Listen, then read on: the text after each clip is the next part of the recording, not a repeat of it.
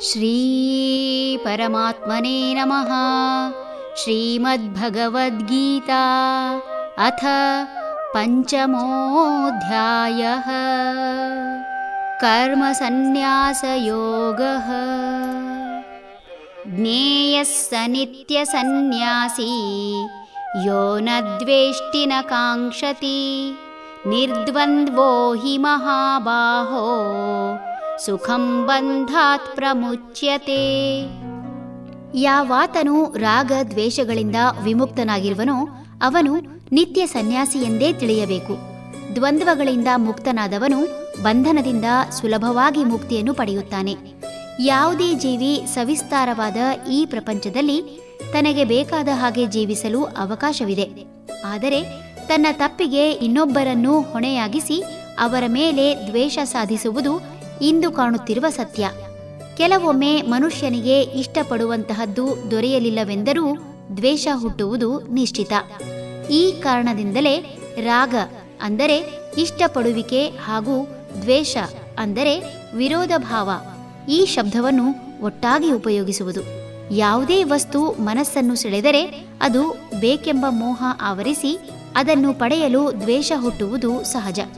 ಪ್ರತಿಯೊಬ್ಬನಿಗೂ ತಾನು ಪ್ರಖ್ಯಾತನಾಗಬೇಕು ಎನ್ನುವ ಆಸೆ ಸಹಜ. ಆದರೆ ಉದ್ದೇಶದಲ್ಲಿ ಸ್ಪಷ್ಟತೆ ಇರುವುದಿಲ್ಲ.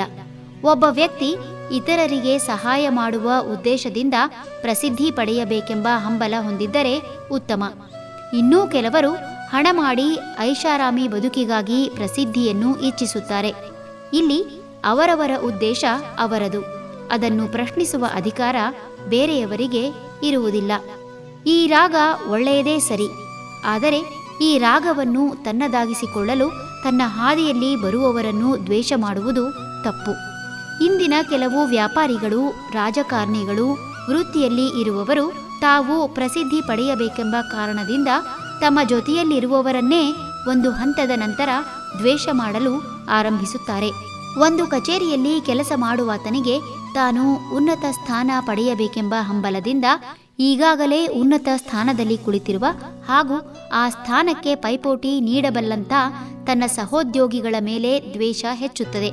ರಾಜಕಾರಣದಲ್ಲಿ ಕೂಡ ತನಗೆ ಪೈಪೋಟಿ ನೀಡಬಲ್ಲಂತಹ ಸ್ವಪಕ್ಷೀಯರ ಮೇಲೆ ಹಾಗೂ ವಿಪಕ್ಷೀಯರ ಮೇಲೆ ಸದಾ ದ್ವೇಷ ಇರುವುದು ಅವರ ನಡೆನುಡಿಯಿಂದ ಕಾಣುತ್ತದೆ. ಹೀಗೆ ರಾಗದಿಂದ ದ್ವೇಷ ಹೆಚ್ಚಿ ಜೀವನದಲ್ಲಿ ತಾವು ತೊಂದರೆಗೊಳಗಾಗಿ ಇನ್ನೊಬ್ಬರಿಗೂ ತೊಂದರೆ ಕೊಡುತ್ತಾರೆ. ತಾನು ಯಾವುದೇ ವೃತ್ತಿಯಲ್ಲಿ ಇದ್ದರೂ ರಾಗ ದ್ವೇಷ ಇಲ್ಲವಾದರೆ ಆತನನ್ನು ಎಲ್ಲರೂ ಪ್ರೀತಿಸುತ್ತಾರೆ. ಆತನ ಮನಸ್ಸು ಹಾಗೂ ಹೃದಯ ವಿಕಸಿತಗೊಳ್ಳುವ ಕಾರಣದಿಂದ ಆತ ಸದಾ ಪ್ರೀತಿಯನ್ನೇ ಹಂಚುತ್ತಾನೆ. ಆತನಿಗೆ ತನ್ನಿಂದಲೇ ಎಲ್ಲ ಎನ್ನುವುದಕ್ಕಿಂತ ಎಲ್ಲರೂ ಒಂದಾಗಿ ಮಾಡಿದರೆ ಇನ್ನೂ ಹೆಚ್ಚು ಸಾಧಿಸಬಹುದು ಎಂಬ ಅರಿವು ಇರುವುದರಿಂದ ತಾನು ಮಾಡಿದರೂ ಒಂದೇ, ಇನ್ನೊಬ್ಬರು ಮಾಡಿದರೂ ಒಂದೇ ಎಂಬ ಕಾರಣಕ್ಕೆ ಮನಸ್ಸು ಎಲ್ಲವನ್ನೂ ಸಮಾನವಾಗಿ ಸ್ವೀಕರಿಸುತ್ತದೆ. ಯಾವಾಗ ಮನಸ್ಸು ಸಮತ್ವದಿಂದ ಇರುತ್ತದೆ ಆತ ಎಲ್ಲಿದ್ದರೂ ಸನ್ಯಾಸಿಯೇ ಸರಿ.